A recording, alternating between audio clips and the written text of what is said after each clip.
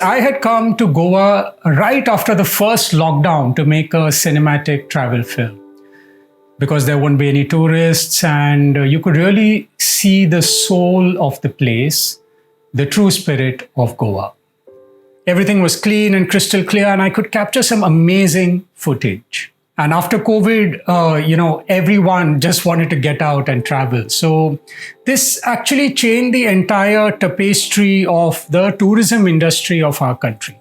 Rapid development because of the influx of tourism, connectivity with airports, and also Goa wanted to spring towards development because there were a lot of financial losses during the lockdown.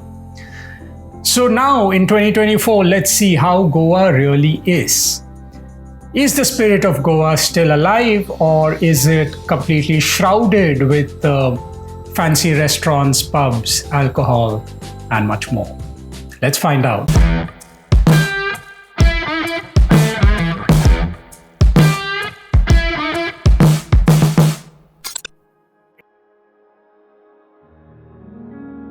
I see the scene after COVID is much more crazier than before.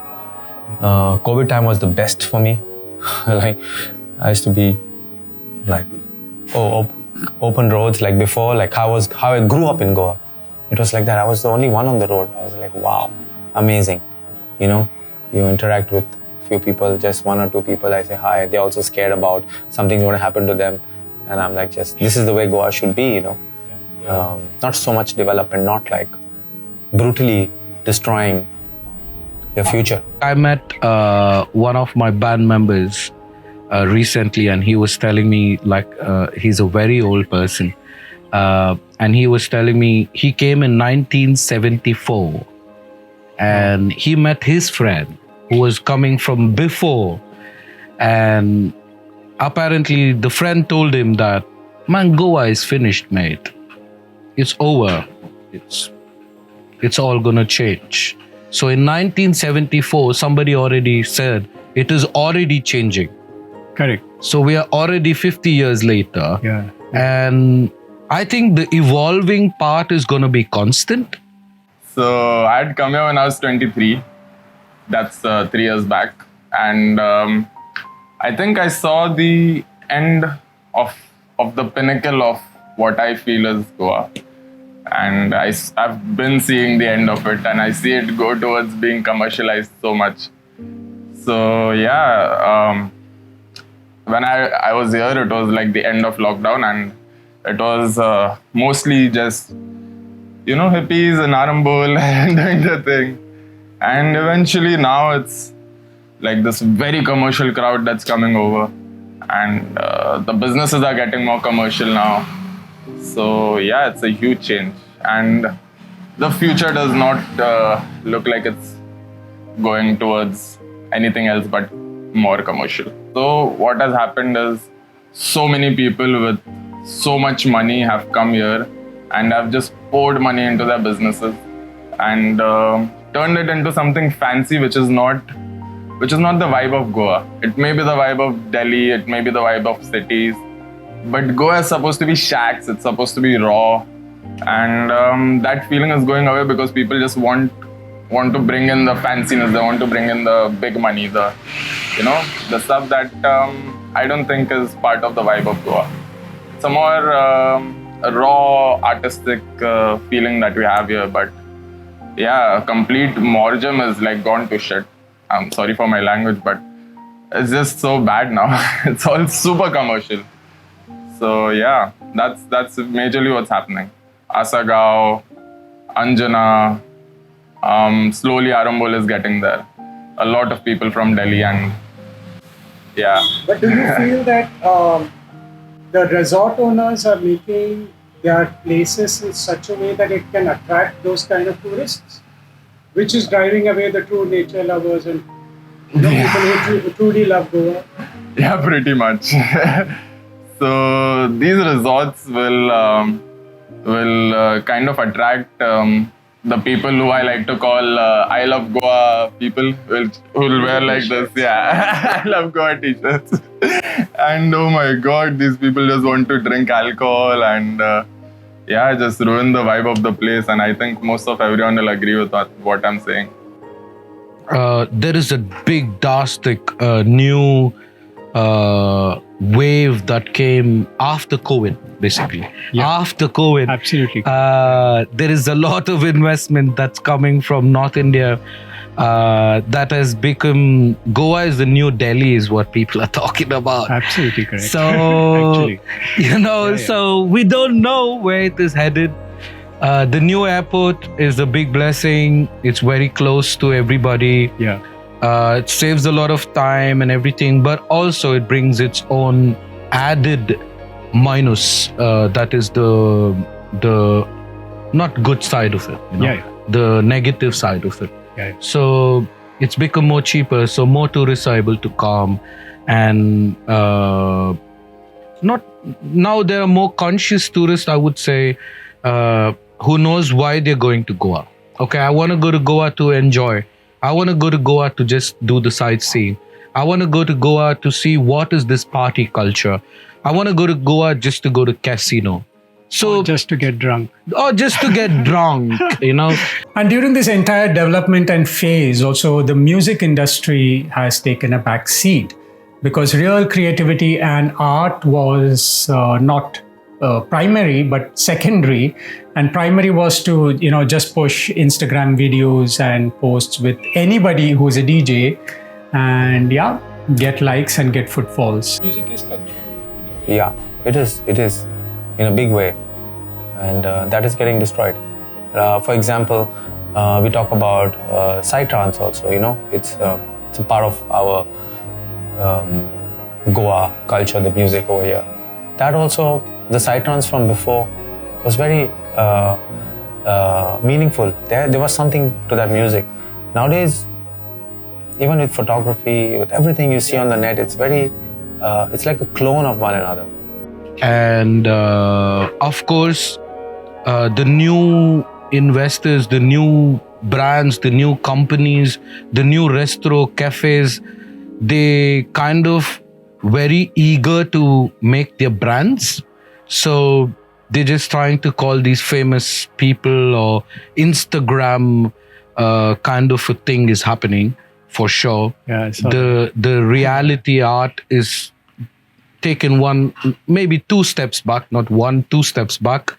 But definitely there are people that who know us from a very long time, and they've been constantly working on Goa, tourism, music, the culture, the whole idea. So this, yes, we are safe.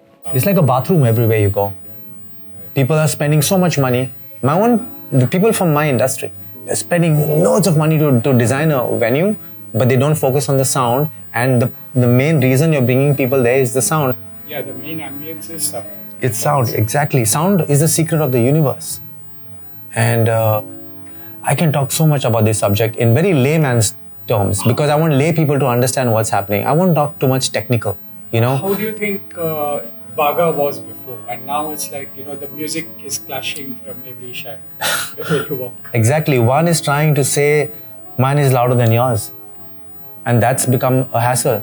Whereas you can actually all collaborate, have one style of music for everybody from one main source. There are actually very many ways to do things. You can also do business at the same time in a peaceful way, So we can have rotation, but everybody wants to blast, everyone wants to, there's no sense of community anymore. It's an illusion right now. So what is happening is the media has portrayed this and everybody wants to be a DJ. Bobby Deol is a DJ, whoever is a DJ, Arjun Rampal is a DJ, come on, my grandmom is a DJ now. And then people are taking advantage of milking while, or making hay when the sun shines, as they say. But there's no content. They're making a mockery. So from being a craft back then, I see today it's become a mockery. And that's why I'm vocal about it. I'm trying to I'm not dissing anyone when I talk about this. I'm just like, listen guys, there is something more which you're missing out. And once you have put 2 things together, then you can discern and say, okay, now I understand. Lots of drugs have infiltrated the market. alcohol is too much. People are not focusing on the music part. So yeah, the dance music or the clubbing culture, the open air parties or whatever. In India, on the graph, if you put it on the graph, it's on a decline in terms of quality of music. Quantity of events, there are many. There's money being made, whatever lost, all that is going on. I'm talking about content, real content. That is missing. Change is constant in the universe and nothing can stop it. But amidst all this development and chaos of making money and greed and various other vices of tourism, there is an underlying spirit of Goa which can never die. Like I've seen in Delhi, Mumbai, Bangalore, people drink, they puke, they dirty the place, they're getting into fights, getting into women thing, getting into lot of negative side of it. But Goa encourages alcohol in a positive way. So a lot of people who come here actually take this as a gift, is what I think.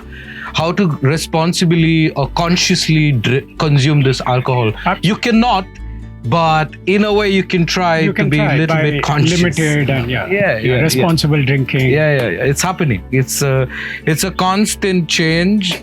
It's a constant evolving process. And I'm very blessed. We all are very blessed that we could be here and enjoy this beautiful nature.